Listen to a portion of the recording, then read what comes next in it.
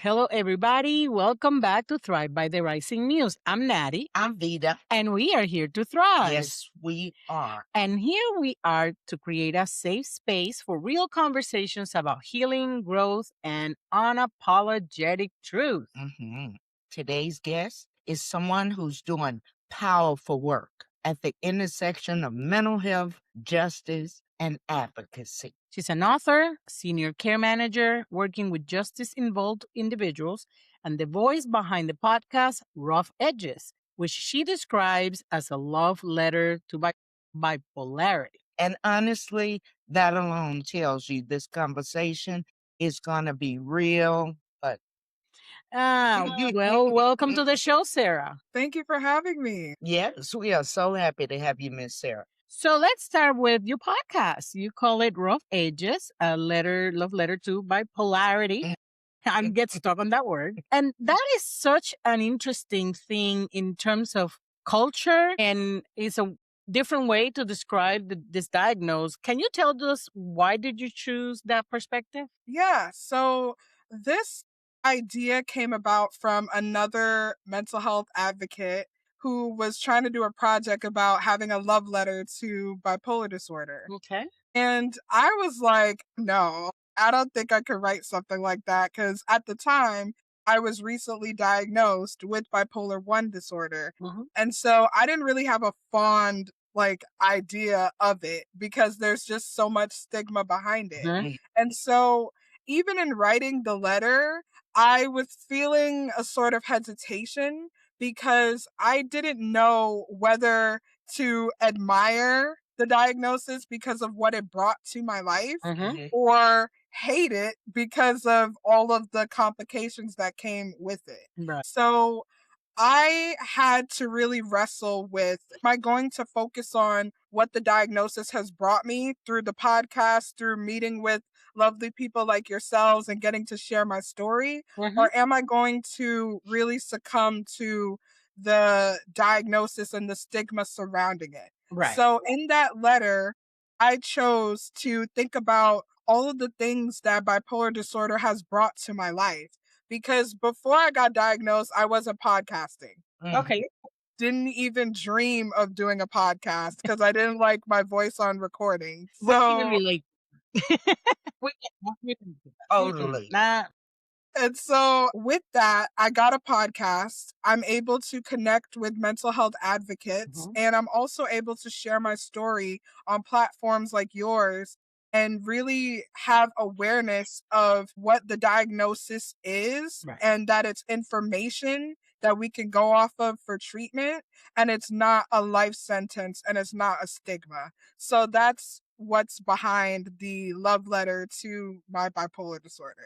I love it too. I do too. Miss Sarah, you work as a senior case manager for justice involved individuals. How does seeing the rough edges of the legal system every day influence the way that you view mental health advocates? That is an excellent question. And I love how it's phrased like seeing the rough edges of the criminal justice system because there are so many rough edges in the criminal justice system, mainly just the overemphasis on the record and the criminal past of a lot of these individuals. The first question that I see come up a lot is, how am I going to get past this? Like, is this going to affect my life for the rest of anything that I want to do career-wise? Like, what's going on with that? And so I work in a supervised release program. So it's an alternative to detention program. So what that means is, instead of people sitting in Rikers until their case gets resolved, we work with pretrial services to help them check into the program and also receive services like mental health services, substance use treatment, employment. So we offer a variety of services. And so while a lot of these individuals come through the program, they're just focused on their record and they're focused on how it's going to affect them later on. And I think that overlaps with the mental health community in terms of the stigmatization of mental health diagnoses. And we just get so focused on, oh, I have this condition now, and how is that going to impact the rest of my life? Right. So I see it as it's a heavy stigma in terms of like telling people that they're operating at a deficit instead of looking at the needs of the whole person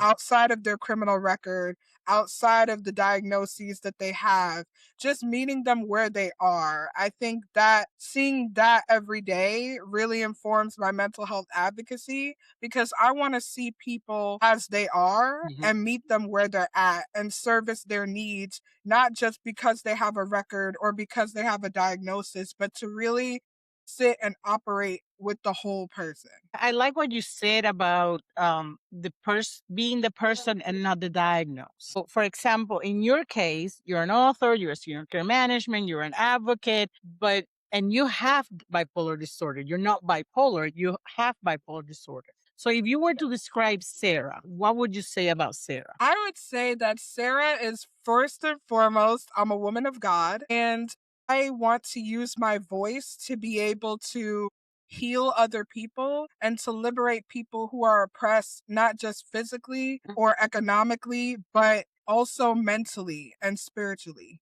And so I want to be able to do that. And I also love poetry. Like, I love to write poems. I also do spoken word. It's just such a wonderful outlet to be able to not only express a lot of my experiences, but to give like insights in such a creative way. Like, Maya Angelou is my girl. I love her work. And so, yeah, she's just an inspiration to me. And Sarah, as you can tell, I love purple. Okay. So purple is a color of royalty and dignity and also healing. And that's something that I want to embody in my own life. So that's me in a nutshell. I love listening to what you're saying because it goes so well with our mission, which is to demystify mental health.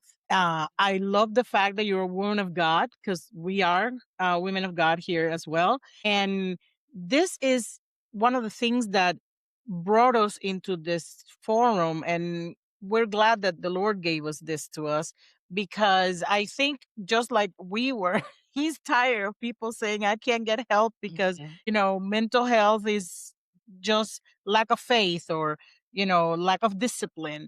And I think the Lord wants to heal all his children, but man made ideas have kept so many from seeking treatment and getting the healing that they need. So I think work like yours, a podcast like yours, and this platform are so necessary. And it is so awesome that things like this exist. One of the things I have said throughout the 2 years that we've been doing this is sometimes when we talk to guests, we realize that the mission is kind of the same, even if it's in a different environment. And that tells me that God is trying to address something. When God is speaking the same thing to different people in different places to labor on that, that comes from his heart. And I love what you said because this again confirms that thought that I've had that this is straight from the heart of God. Exactly. Exactly straight from the heart of God. Because I was not about my face being on the camera. When she told me God gave her this, I said, girl, I got you, your wardrobe, your hair, I'm behind it. She said, no, God told me you're going to be by my side. Well, he has not told me that. It took a minute, but 2 years later, here we are. I cannot imagine doing anything else because our goal is to dismantle that stigma to the Black and brown community. We want to be able to help everyone. Right. But our number one focus is the Black and brown community. You start at home. Stigma. You start at home. And, I'm Hispanic, she's Black. And so, yes, we want to help everybody, but we're starting at home and then growing from there. Yeah. I mean, obviously, the message is for everybody, but we know culturally the stigma is so much stronger in our communities that we definitely want to start off. Yeah. And then with our culture, I use the example of my dad coming back from Vietnam. In our culture, he was called shell shock when he came back. That I've now learning is PTSD. Right. And then going to school and studying behavior because I needed to know why he was the person that he was. I needed to be able to understand. And when I went to school, I was able to understand what happened, why. And everything that he did was a result of his PTSD that takes so many different forms. See, you don't just go and try to blend into the wall or lock yourself in your room. PTSD can show up in domestic violence. Mhm. Mm-hmm. He never drank, smoked, didn't do any kind of drugs, nothing like that. But he was the scariest person behind closed doors. He didn't Wow. raise his voice. And I know to this day, I'm 62, I know I still have PTSD because when it would get quiet in our home and then you hear noise and it makes you jump. So we definitely want to help our Black and Brown people to let them know that therapy is not something to be ashamed of. Mhm. Right. Having the means to have therapy and you not use it, that's what you should be ashamed of. Which takes us to our next question. Mhm. From your standpoint and your point of view and your podcast, how do you see the starting of this conversation, of the fact that faith and therapy and medication and treatment can coexist? Yeah, so I think starting a conversation begins with understanding that mental health conditions are not a solely spiritual issue. Yes. It's a condition, just like how we never say this to any other condition, like chronic illness or physical illness. Like, Mhm. if someone has diabetes, we don't say, oh, you should have prayed more. That's why you have it. Yeah. Or we don't look at someone with a broken leg and say, oh, a demon possessed your leg to break it. Like, we don't say that Yes. at all. But yet, for mental health conditions, it's always, oh, this is demonic, or you need to pray it away, or you need to go to church more and read your Bible. We need to understand and have more education around what mental health conditions are Mhm. in order to really help us to understand that it's not always a spiritual issue. It's a chemical imbalance in the brain. So in a sense, it's a mental condition, but it has physical properties. Right. Like, you have to treat it with medication. Correct. You have to go to therapy. You have to have a psychiatrist in order to administer the medication. Right. And coming from a church background, especially in the Black church specifically, we are not equipped to have mental health conversations because it's seen as a demon or Mhm. something that you need to get out of your system. And like you were mentioning before about the PTSD, like, we always say, oh, it's shell shock or it's this type of behavior, and we don't really understand how to compartmentalize a lot of things and really properly give it a name, you know? So I think having a conversation about this starts with having the church as a place where people can be broken, where people can be vulnerable enough to talk about it and have a serious conversation about how it's affecting them Mhm. and what help they could get. So instead of saying, like, maybe you should pray more, say, have you talked to a therapist or considered seeing a therapist about this idea? Or have you been, possibly considering medication for this? Have you seen a doctor? Like, these are questions that we can ask instead of just assuming that the person didn't do right by God and that's why they have this illness. I was part of a ministry of recovery, and it was not recovery of drugs and alcohol. It was probably you've heard of celebrate recovery. It's the recovery of all types of situations and emotional issues and addictions. And I was a sponsor for some ladies, and my most grieve situation was a lady who had been diagnosed with bipolar disorder, and between her spiritual leaders and her husband would not allow her to take medication because she just had to trust the Lord that He was going to take care of things. Now, on top of that, which was the part that really irked me, was, but then when she had an episode where her behavior was in accordance to her condition, then everybody got upset and blame her for the way she was behaving. I'm like, you're doing really good because you haven't had medication in years because they're not letting you. And on top of that, when you act like somebody who has bipolar disorder, now they have the gall to be mad. Wow. So I think that that's with me for a long time. And I know that when the Lord told me about this podcast, I remember having her in my heart because I saw how this was in real life. I saw somebody who was being told by her spiritual leaders and her spouse, who she was trying to submit to not follow treatment.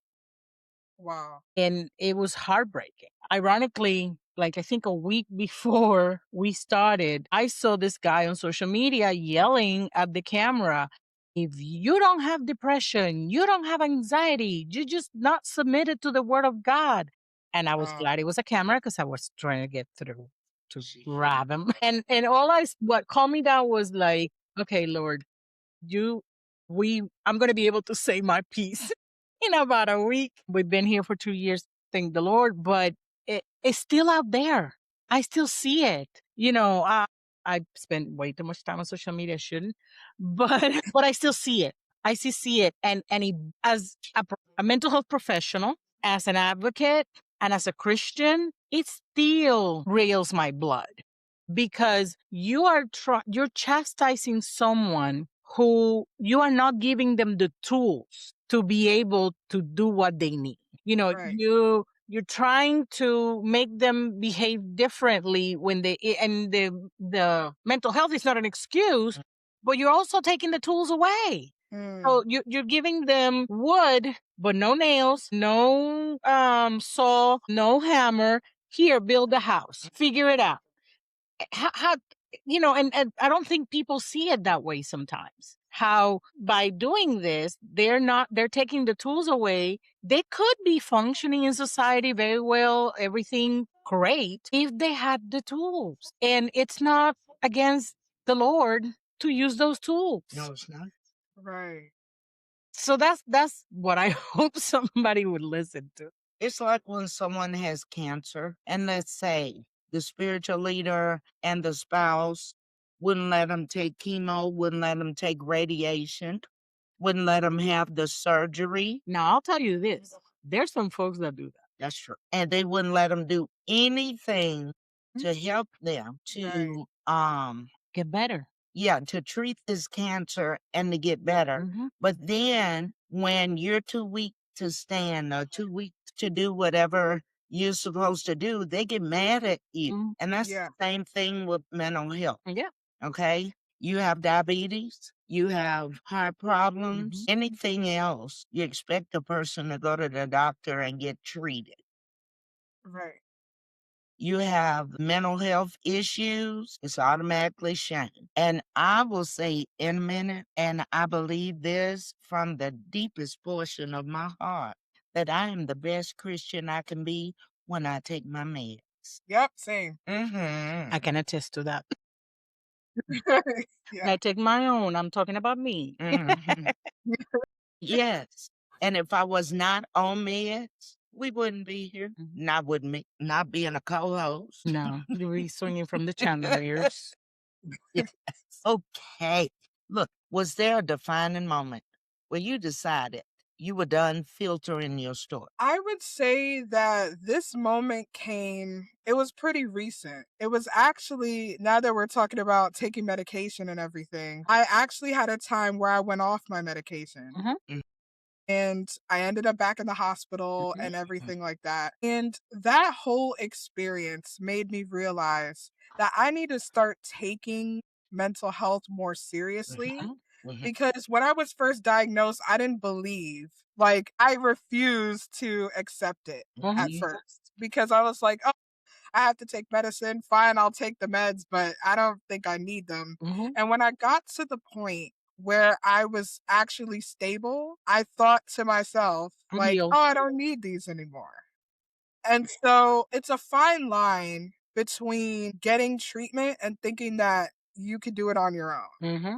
And I was in a space where I thought that I could do it on my own, and it landed me in a worse position than before. And so I say all this to say is that now my message in terms of the podcast is even more clear because I had an experience where, hey, I didn't take medication and it ended up being worse than the first time around. And this is very serious and is something that needs to be taken seriously and handled with the utmost care because a lot of people underestimate the importance of treatment, the importance of medication, and just the importance of taking care of yourself mentally, spiritually, emotionally, and physically. Like you have to take care of yourself as a holistic person. Yes. And so that's when my message got more unfiltered. Because before I was doing a lot of mental health information, but I wasn't really putting myself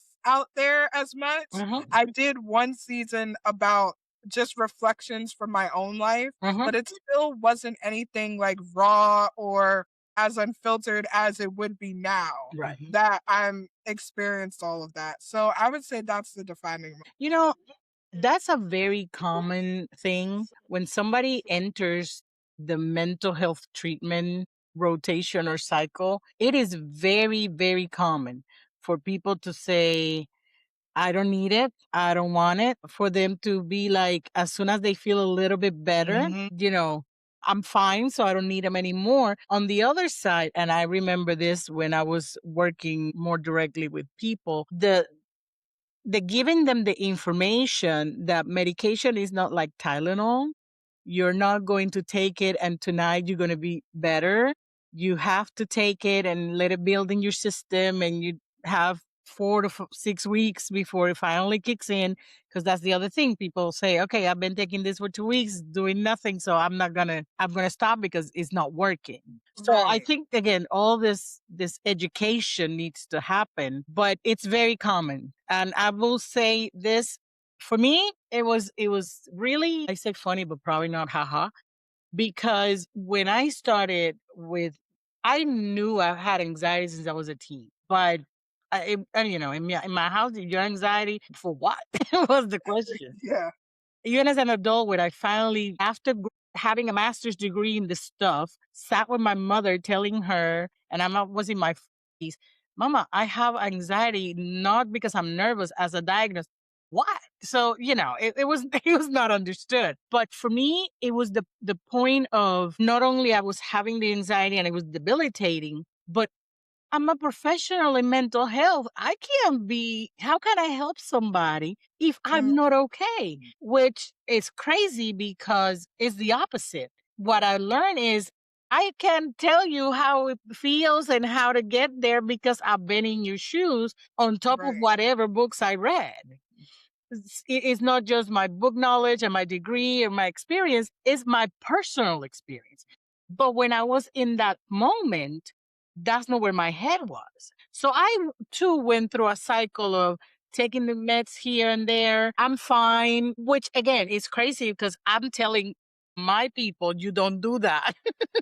Yeah. I was doing it. And so it is very common to go through that process. I think just like with other conditions, you go through the denial.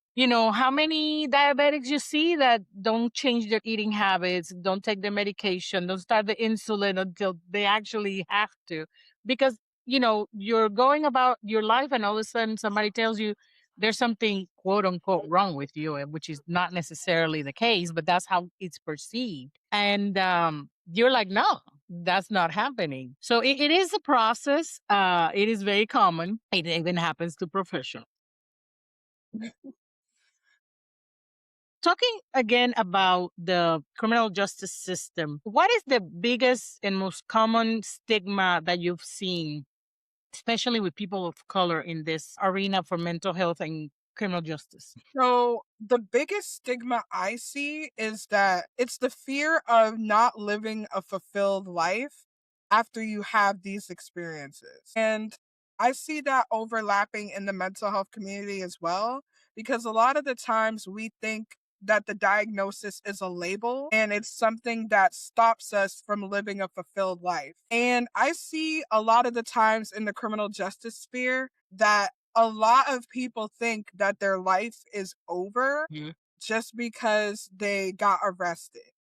And mind you, I work in pretrial services. So nothing has happened yet. The conviction didn't stick. It's an open case and they're trying it and seeing it could get dismissed. But they don't want to hear that. They think, oh, I got arrested. This is the end of my life. And, they don't understand it's a pretrial thing and you just got arrested and now you're going through the system like everybody else. But that's a thing that limits us in terms of really understanding that we can have a fulfilling life. Like you can be able to get a job, even though you have this open case. There are people who have gotten jobs through our program.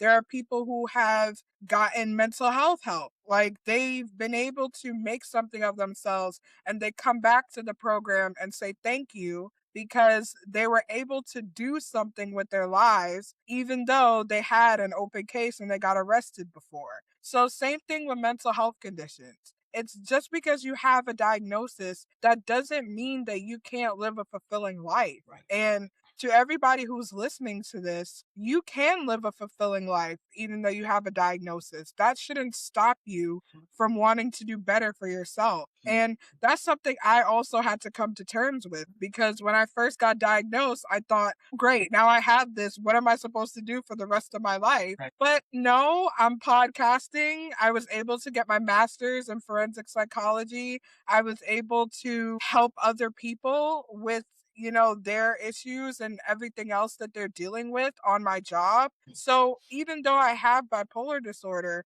it didn't stop me from achieving the things that I wanted to achieve.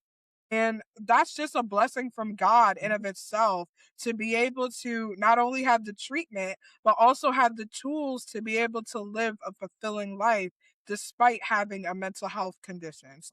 Yeah, that's the main thing that I see a lot. Amen to that. Now, I know that dealing with life every day is not easy, okay? Whether you have been diagnosed with a mental disorder or not, life can be hard. But how do you personally navigate your faith on the days when your mental health feels totally overwhelmed? That's a great question. I had to unlearn a lot of things that I thought about God. And that in of itself is still a process that I'm going through. But I had to stop seeing God as this taskmaster who is checking off every box and who is just looking at me through a microscopic lens to see, hey, is she doing the right thing? Is she doing the right thing? I had to learn that God loves me in spite of my mental health condition. And I also had to learn that He's never going to leave me nor forsake me, even in my darkest moments. And I'm not going to lie to you, sometimes I do have those moments where I'm like, God is far from me. I must be doing something wrong, or I'm having a bad day and it feels like the bipolar disorder is taking over. There are moments where even when I feel that way, I immediately open up my journal and I start writing prayers to God. And I'm just like, dear God, this day is just terrible. And, I'm pouring out my heart to God. And I found that in the pouring out, you are experiencing His closeness because God is near to the brokenhearted, and He is there to help people who have broken hearts, who are in a state where they feel like they can't go on. And just to encourage people who are listening, when you feel like you can't go on and when you feel like God is distant and He's not hearing you, that's when He is the closest. And sometimes you just have to still your body and quiet your mind and really open your heart up to God. And He will meet you in that place. He will meet you in the spots where it feels like there's nothing else that can be done to help you. God is there for you. And I kind of had to balance the faith and the treatment because I don't want to be so over spiritualized that I forget about my treatment. But even with the treatment, my faith in God has provided such an anchor to which I am able to have the courage and the motivation to be able to go on to continue to take my medication and to be able to go to therapy. Because there are some times where I'm like, I don't want to go. I've been talking about the same thing over and over again. It feels repetitive. But the thing is when you have faith in God, that provides you with the stability to be able to engage with your treatment. And that's where the two can intersect. Give me 1 minute. Okay. This is what I want to talk about. When I realized I was having a panic attack, okay, it did not come the way I thought it would come. One day I'm in the car, I start sweating profusely from my head to my feet and my shoes. I'm like, why am I sweating in my feet? I had to turn the air conditioner on. I had to lean the seat in the car all the way back. I had no strength. And as quickly as it came, it would leave. Interesting. Oh, wow. And I'm like, oh my God, I'm dying. What's going on with me? And my aunt in California, retired nurse, she said, go to the doctor. Tell them what you've been experiencing on numerous occasions. And when I told my doctor, she said, baby, you have anxiety. You're having panic attacks. That's what you're having. What? Yes. Yeah. I felt like I was dying. Yes. That's what a panic attack can make you feel like. Sometimes people show up at the emergency room thinking they're having a heart attack and it's a panic Yes. attack. Yes. Yeah. Never went to the emergency room, but wherever I was, Lord, no, I prayed. Ooh, Lord, get Yes. me through this because that was not a good feeling. No, And absolutely. that's why we want to share this information because if there's someone out there that's been having um symptoms like I had, trying to pray them away, read the Bible away, okay? And it's not working. Let your doctor know. See, I think, and I've been wanting to do a show about this, and we will get to it. But since the beginning, there's something that I've been wanting to talk about because here's the thing about culture and medical reality. There's a difference between being stressed and having or being anxious about something that have anxiety as a condition. There's a difference between being sad or grieving a situation than having depression. There are so many things that culturally people think, oh, that's all it is. And that's why you can just solve it with, talking to someone. I remember I had someone who said, well, I have depression and I take, it goes away when I go for a walk. When I'm really depressed, I'm glad you can walk. Right. So you're I good. know, right? You walking and everything. You're good. So Hey, put my feet on the floor. right. So I Right. think there's a difference between, maybe I'm tired, maybe I am going through something that has me down versus what it's a medical condition of major depressive disorder. It's a whole different thing. It sure is. And I think, I don't know if it's the TV or, movies or whatever, the reality of the medical portion of the mental health has not filtered through. People, when they think anxiety, you're just worried about everything. Well, you might be, but there's nothing happening, then there's a problem. Right. And if you're not functioning, you can't take a shower, you can't eat, you sad all the time. Well, it's not the same as I'm grieving because I lost something or somebody. It's not the same as, even sometimes it's like, it's cloudy outside, so I'm not in my best mood. It's not the same as when you can function within your life because of this situation, this condition. So hopefully between your podcast and mine, we can educate people to get through that.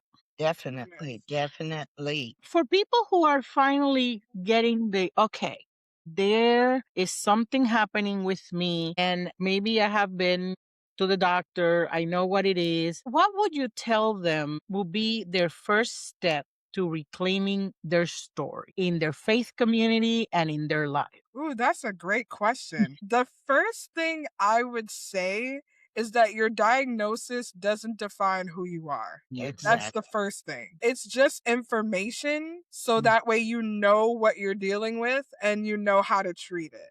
Right. And that's something that I had to come to terms with as well because I thought my whole identity was wrapped up in bipolar disorder, and it's not. And you said it earlier, I have bipolar disorder. I am not bipolar. So there's a difference between that. So that'll be the first thing I tell them. And the second thing I would say is definitely read as much as you can. Educate yourself about it, learn your symptoms, learn how your body reacts because everybody experience is different. Learn how you react to things, learn what your triggers are. Learning my triggers has been such a blessing because I know how to now navigate certain situations that are triggering. So learning your triggers is definitely something I suggest. And a third thing that I would say is have a community. Like, it doesn't have to be 10 people, but any trusted person, like maybe it could be like a mentor in your life or a parent or a friend, somebody you could trust to actually lean on them and say, hey, I'm not feeling well, or this is what I'm going through right now. What can I do, or how can I help? And also tap into your mental health professionals, like your therapist and your psychiatrist, because they are there to help you and to give you the right treatment that you need to be able to succeed. So those are the things that I would tell somebody. The only thing I would add is support groups. Yes. One of the things that I see that helps a lot when you have any kind of situation, there's nothing better than realizing it's not just you, because when you have a diagnosis or you go through a particular situation, automatically you think, I'm the only person going through this. Right. And when you see that somebody else is going through it, that they're experiencing similar things, not only you can support each other, but you can be like, okay, wait a minute, this is not, I don't have a third eye and I'm not having a horn growing. It's not that kind of a thing. This could be normal. And you can see that, especially in support groups, you run into people who've been managing for longer time. So you can see, wait a minute, so they're functioning fine. I can get there too. So you're absolutely right. But that will be the only thing that I would add.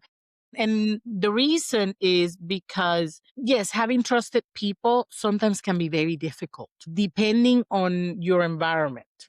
I know for me personally, I didn't have people around me that had or were either aware or were open about having any mental health issues. Again, I didn't feel as a professional that I could tell other people that I had been diagnosed or had medication. I told you the story. Ironically, who was my boss was one day I walked into her office. We were talking about something else, and she opened her drawer and popped her medication. And she told me, this is the best thing that's ever happened to me. And she started talking about she was a Christian, she's a mom, she's a wife, and she tells me when I don't take this, I am thinking things thoughts of harming myself. I'm in bed. I can read the Bible. I can do ministry. I can cook for my husband. I can take care of my child. But this helps me do all those things. And I had never told anybody that I was taking medication. And that was a God thing that she started sharing that with me. And I was like, well, I can tell you, I am in it too. So sometimes, especially if your circle is not too big, it can be hard to find that kind of thing. So talking about prayer, pray that God sends you the right people around you. And trying support groups might be a good idea of where to start too, because those are people who are in your same shoes. And a good example is, okay, I have a girlfriend that's going through some difficulty right now in her marriage. Okay. Well, when family calls, they want to know why you ain't called me. I said, what? They call me and said, what's wrong with you? Why you not checking in? No, when you know someone is going through difficulty, the last thing you need to do is put that pressure on them that they have to meet a certain standard to be accepted by you. I told her, I said, girl, please, that's what you got voicemail for. Somebody calling, whatever they want to say, let them put it on the voicemail. And you can either text them back or call them and say, look, this is all I want to talk about right now. Okay. And I'm so glad that I was able to be educated in mental health, because when somebody's going through something, they already know they're going through. They don't need to be reminded by you that Right. they're going through or being judged that they're going through. They need someone to walk with them as they go through. When they try to take the wrong turn, come back here. Come on. Come on. We're going straight. We're not going left. We're not going right. We're going to go straight, and I'm going to walk with you every step of the way. That's what we need. We need to know that I could pick up my phone and I'm so anxiety. I'm in school. Oh, that was funny. I'm in school. Had a lot going on in my life and my family, and I failed math. I call her. My anxiety was on the roof. That was funny. I just knew they were going to kick me out of college. Didn't even think about, baby, you got an A average. They're not going to kick you out of college. I call her. I couldn't even talk straight. I promise you, I was speaking in tongues. I could not understand a word she was saying. Oh my God. I was like, okay, you need to calm down till I can. Did somebody die? What is happening here? Until she finally said, I got a bad grade in math. Really? That's what you cry? Okay. That's where she went. Let's bring this back to So let's say you failed the class. Total. Because it was one test that it failed. It was not the whole class even. Wow. Call me in the middle of the night. All I gotta say is thank God for Jesus. I say, right. So I'm like, breathe. Once I figure out what it was. And I said, you can still make it up and make a good grade out of it. You think that they're going to kick you out of school over that. College, usually if you fail a class, you take it again. Yeah. I ain't even thinking about it. And the other thing is her biggest concern was her GPA. I said, have you seen a diploma? I have two on my office. Can you go look at them? See if the GPA is any of those diplomas. If That's you pass by the skin of your teeth or you pass with a 4.0, the diploma is the same. Or a 2.0. But that's what I said. But the diploma is the same. The GPA is not there. I'm scared about the ones that 2.0, especially if he's a doctor. But it's the truth. Yeah. Yeah. The diploma is going to look exactly the same. I had to think about what she said. And when I thought about it, I'm like, that's true. They don't put your GPA on the diploma. I'm like, okay. But it took her a long time to put me down off the seal. But again, it's about your support system, because this happened to her and she had me, but I can't take all the credit because that used to be me. When I started my journey, I used to make things like, oh my God, everything. And I had somebody in my life that would tell me, and what's the worst that can happen? Yeah. So let's say I had a problem at work. What's the why they're going to fire you for that? Well, probably not. And if they fire you, is that the only job in the world? Well, no. Right. So I had somebody, bring me down from those type of things. And that's what I'm saying. That's where the prayer comes in. You pray God to put the right people in your life so that you can get the support that you need, because sometimes the person that you think is going to be is not. Like we were saying, there's some faith communities that if you take this to the church, that they're not going to be the ones helping you because they don't have the education, they don't have the mindset, and it might end up with the girl I told you, with the leaders and the husband with like no medication. So that's where the prayer comes from. It comes into, Lord, put the right people in my life. And guess what? I ended up graduating from college with honors. 4 years. I turned it into 3 years and graduated with honors with the gold tassel. Right? Wow. With that whole math drama. All of my grades, I had 1 C. I came back and retook math. I got a C. It might as well have been an A because in my mind it was an A. Okay. She still graduated honors, so it doesn't matter. Still graduated with honors. But give me your diploma and I'll type it up and got a C in math. I don't think so. Now I know the truth. No, I will not. I'll type it by hand. I will not. Had a C in math. But yeah, we really have to stress about your support community. Right. Are they truly supporting you? Okay, let's talk about what support means quickly. What is support? It's to hold you up help hold you together. Okay, I'm gonna have to take it back. When I was growing up, we had, you didn't call it a girdle, it was called foundation. Okay, and foundation was this girdle from here all the way down to your knees, and then you had to hook it on the side and then zip it up. I think those things were made by the devil. They were the devil, but that's what my grandmother called foundation. Okay. And what does this foundation do? All the rows that you have, it's going to smooth it out, right? And it's going to help you look better than you actually look. Okay. Instead of putting that dress on with no foundation, you be able to count the rows, the craters, the dents. But when you put that foundation on, what does it do?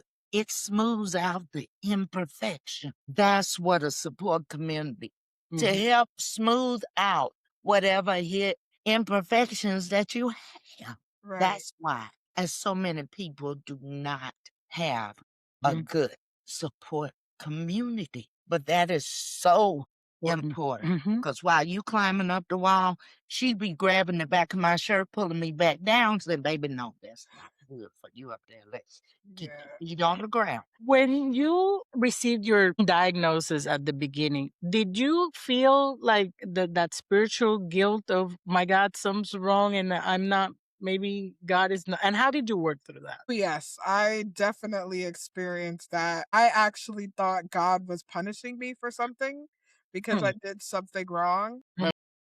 And a lot of the times in the church, there's this whole thing of like, we're so focused on. Now, there's nothing wrong with obeying the commandments, and Right. obedience is necessary. Mhm. But we put so much emphasis on being so spiritually mature in like our actions and doing things by numbers and just Right. trying to dot our I's and cross our T's so much that we miss out on how big God is. And a lot of the times we put God in a box. We think Yeah. if we do X, then God does Y. It's never if we do X, God will do Z in spite of X. Like Right. we don't think about that. We often think in like, okay, if I do good, then God is good to me. But if I do wrong, then God is bad He's to gonna me. punish me. So, I had to really focus my attention on who God is more than what my current circumstances are telling me. And that's something that came with a lot of the help of my community and just people telling me that, Sarah, God still loves you in spite of what you're going through. Because I was having like a crisis of faith because I thought, "Oh, God is just, I must have done something wrong. Like I wasn't praying enough. Like what was happening? Like I didn't think that God could still love me in spite of me having a mental health condition. And I just want to say this to everybody that's listening is that God loves you regardless. God's love is it's unconditional. And it's the type of love where despite your darkest moments, that's where God wants to meet you. And there's a story in the Bible, John chapter 9, where a blind man, Jesus healed a blind man. And the people around him they were asking Jesus, like, was it this man's sin or his parents' sin that caused his blindness? And Jesus simply told them, no, it wasn't his sin or his parents' sin, but that the glory of God may be revealed through him. You see where God's mind was in Yes. terms of this blind man? It wasn't to punish him. It wasn't to say, oh, it's because of sin that you have this. It was so that God's glory could be revealed through him. And sometimes when we have these problems and things that are going on in our lives, why don't we look at it like maybe God wants to turn that situation around for his glory? Maybe through your treatment, you're glorifying God. Through getting the help that you need, that is a glory to God because he is the one that gave man the wisdom to develop these tools so that way we could be able to utilize them for our betterment. And another thing that church teaches, which I think is like pretty dangerous, is that God is going to heal 100% completely all of the time, every time. And yes, God heals, but the healing isn't always instant. Right. Healing can look different for everybody else. Like Yes. healing could be, okay, I'm taking these medications and I'm trying to get better. Stability could be my healing for now. Because until Christ comes back, we are all in this sinful, fallen world, and we're going to have sickness and we're going to have disease. And so when you tell people that if you pray hard enough, God is going to heal you 100%, that's not necessarily the case for that person. And we've got to remember, too, that Jesus didn't heal every single individual while he was on earth. So what does that say about the fact that we have illnesses that we deal with through medication and through treatment? So the way that I got through all of the spiritual complexity surrounding my diagnosis was really understanding who God is and also unlearning a lot of stuff that was indoctrinated in the church. Yes. Absolutely. God, so many. We can be all night on that Just one. thinking about all the people that were given the wrong response, Yes. the wrong information, the judgment instead of support and loving. Look, whatever you're going through, I'm right here with you. We're going to do everything we can to research to find out what is the best way for you, and we'll walk with you through this. You are not alone. Right. Instead of being judged by people who have stuff wrong with them, Yes. we just see it right now, not yet. And we were talking about everybody's family has dysfunctionality in it. Oh, yeah. But there are some families that are higher on the dysfunctionality scale than others. You know, I mean, just. But we're going to have to love on people instead of forming our opinion and judging them and criticizing them. And we're going to have to think about mental illness like cancer, diabetes, heart condition, all of this. Okay. My mom had cancer. She had ovarian cancer. They had to do surgery. What if we had told her you got ovarian cancer because you ain't learned enough scripture? You ain't prayed enough. That's why you got it. God's getting back at you because you ain't do what you were supposed to do. We cannot do that. We've got to change our mindset. We've got to change what comes out of our mouth. And we got to talk to people, talk them up instead of pulling them down. Well, and I agree with Sarah. It's not just that we can't do that. It's that's not who God is. That's the biggest thing. By communicating that, you're communicating the wrong side of God. You're not communicating who God really is. So, as a community, how can we better support individuals that are in the justice system and help their path to healing? That's a great question because there's a lot of complexities to that. Because a lot of the times you have to balance, like, yes, you want to help everyone, but you also have to realize that a lot of people that are in the criminal justice system are operating in a space of hopelessness. And so most of my job is just trying to get them to see themselves beyond their current circumstance. And that could put a lot of weight on you too as an individual. And you could get burnt out and experience compassion fatigue if you don't take care of yourself. So I would say we need to understand where these people are and meet them where they're at. A lot of clients that I have, they don't want services. They just want to come and do their check-in and leave and go to their court appearance so they could get it over with. Some of them do want a lot of help. Like they have a lot of issues that they're dealing with and they want the help for their problems. And then there are others that are way beyond the scope of what these services can even provide to them. And so you have to really look at that spectrum and say to yourself, okay, what can I do? What is in my realm of possibility? And realistically meet the person where they're at. If they don't want services, you need to be able to say, okay, if you just want to be able to check in, I'm here for you. But if that's not something you want right now, fine. We can just check in. Or the person that does need help, fine, let me connect you to a resource. And the person that is like extremely difficult, because we deal with people with mental health issues and substance use issues as well. So those are very complex situations that require, sometimes I even have to go beyond like what our referral partners are to find additional help for them. So you just have to really understand, how can I meet the need of the person without burning myself out in the Right. process. Right. Exactly. Exactly. How do you celebrate yourself on the days when just getting through is the victory? I usually try to do one thing that makes me really happy. And even if it's just like buying a latte at a coffee shop or just sitting down in silence for 10 minutes, sometimes we just keep going and going and going, and we don't really realize how much time we spend doing all these different things throughout the day. Sometimes if I just sit down for 10 minutes, I even put a timer on, like just 10 minutes. I sit down and just complete silence, or I close my eyes. Sometimes I fall asleep, but like I just do one thing that makes me happy and can help me.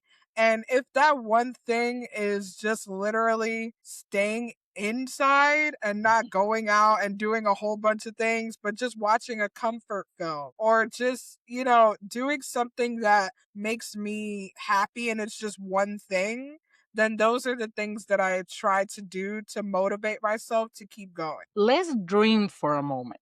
Let's say resources are not a limitation. What would a truly supportive system look like? Well, a truly supportive system where resources are unlimited, I would say it would be a significantly better society than we have now. Like people would be able to get housing, especially. Housing is the biggest thing that I deal with on my job. And that is it's just such high demand and not enough like people to be able to get into a lottery system or get a voucher or even get into a shelter now. So having unlimited resources, that would fix the housing issue. A lot of people, food scarcity, that's a thing. Like food wouldn't be an issue. Getting public assistance to more people and more families, that wouldn't be an issue anymore. Even the criminal justice system, if we have a program to help them with recidivism issues, like just the fact that they keep getting rearrested and back into the system over and over again. Maybe if we had a program that could help people understand why they're prone to crime and why they're prone to doing all these things that get them rearrested. If we had a program like that and just throw money at that program, mass incarceration wouldn't exist. There wouldn't be a big problem in the criminal justice system. And I know I'm spitballing a lot of ideas, but another thing with the mental health community, having culturally competent therapists. Yes. That's where I would put my money at. I would put my money into that because we need therapists that understand our culture and the things that we have been indoctrinated in to be able to untangle all of those things and really get to the root of what it is that we're believing about ourselves, what we're believing about God, and just have moments where you already understand what the cultural climate is for that person. So yeah, there would be a lot of things that I would. Definitely. If someone is listening that feels stuck, what would you say to them? I would say keep going. And I say keep going because there's going to be a time in life where you do feel like it's stagnant. You feel like you can't really get anywhere. Just keep doing the baby steps that would take you to another place so you don't have to feel so stuck. And also give yourself grace because a lot of the times we think we're stagnating or we're stuck in an area that we can't really fix. And we don't give ourselves enough grace to really understand that life is hard. Like we were saying it earlier, life is hard enough on its own, whether you have a mental illness or not. Right. So giving yourself grace puts you in a position to be able to say, no matter what I feel in the present moment, I know that I'm going to be able to get through it. And it's not something that's going to keep me stuck, but I could take little steps. It doesn't have to be big steps, but just little things that you can do. Like we were talking about earlier, on the days where it feels like just getting through is enough. On those days, why don't you just look at yourself and say, what can I do to make me happy? Or what can I do that's been a goal of mine that I can accomplish right away? Those are the little baby steps that you can take if you feel stuck. Yes, yes. This has been a wonderful conversation. You have no idea how happy I am that we got together to have this conversation and talk about this. If our audience wants to get a hold of you, where do they go? Yes, so I have a website for the podcast. It's roughedgespodcast.com. And I'm also on Instagram, TikTok, and YouTube. And the handle for all of those is Rough Edges with Sarah. Okay. Sarah, thank you so Thank you much so for much. being part of now our Thrive family, for being here and for being so open and honest with this conversation. Thank you. Thank you for showing us our rough edges Mhm. and that they don't disqualify us. They tell our story. So we're going to have to change our way of thinking Mhm. instead of shame. This is who I am instead of this is what happened to me and I need to be fixed. You know, we need to fix it. So, we need to have more conversations like this. Mhm. Remember the other week I told you, Dre, my Mhm. 14-year-old grandson, we were listening to the news on YouTube. And he said, Grandma, why don't you and Natty have a news podcast? I said, baby, they got 50 gazillion news podcasts. After people listen to the news, watch the news, believe me, they need help. So that's what we're here for. Because after watching all that, they do not need another news podcast. They need podcasts to help people after they have listened and watched the news. That's what we need more of. That's what, and we're committed to sticking to what God gave us. Family and mental health.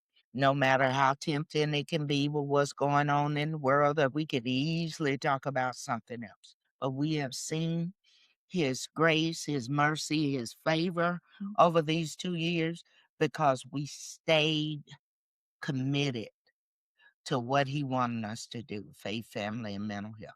And we're going to continue doing that. Yes. We are very blessed that you are doing the same Yes. on your end Yes, as ma'am. well. So, Yes, ma'am. like I said earlier, it shows that God is on a mission when he puts multiple of his children on the same field. That's confirmation. Yes.